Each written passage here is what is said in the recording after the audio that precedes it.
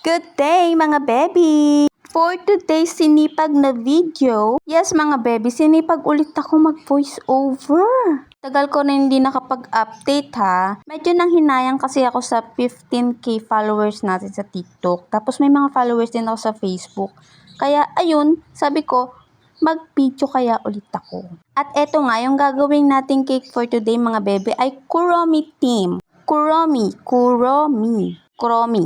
Basta yung cute na rabbit. Alam nyo mga baby, nauuso na to. Actually, for this year, pangatlong Kuromi cake ko na to. At ito nga yung madalas na theme na kinahihiligan ng mga bata for today. Simple lang naman ang design natin for today mga baby. And as you see, brush ang ginamit kong para sa gilid na texture ng ating cake. Alam nyo, sa Facebook ko lang din to nakikita sa mga video, sa mga nagbablog din na gumagawa at nagde-design ng cake. At ayun, palagi ko na siyang ginagawa.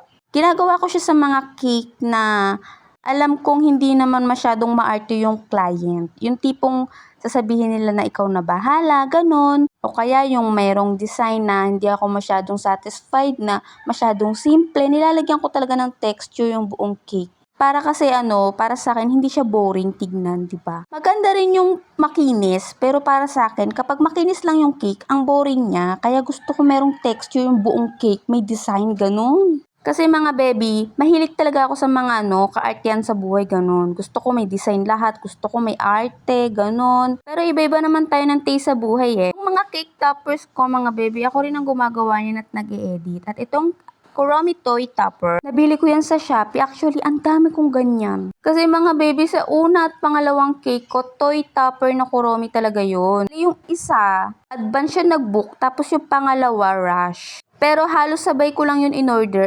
Sa Shopee ako nag-order, syempre para makamura rin yung client. Kapag ganito kasing may toy topper, ang pinapaad ko lang kung magkano yung toy topper. Tapos ang saya!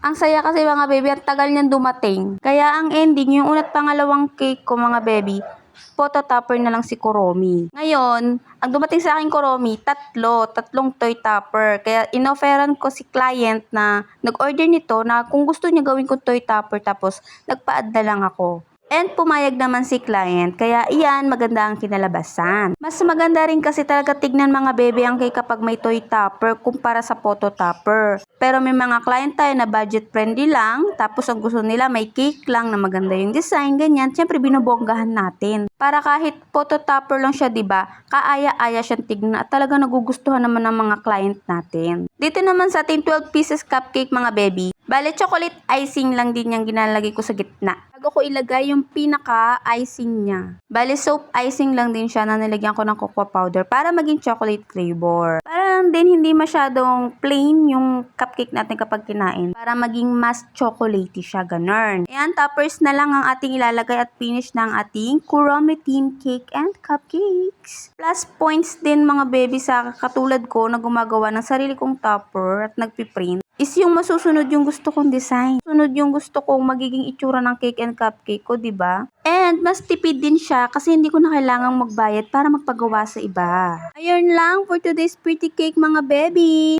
Like, follow, and share kung nagustuhan mo ang aking mini video at ang aking cute na boses. Thank you very much mga baby!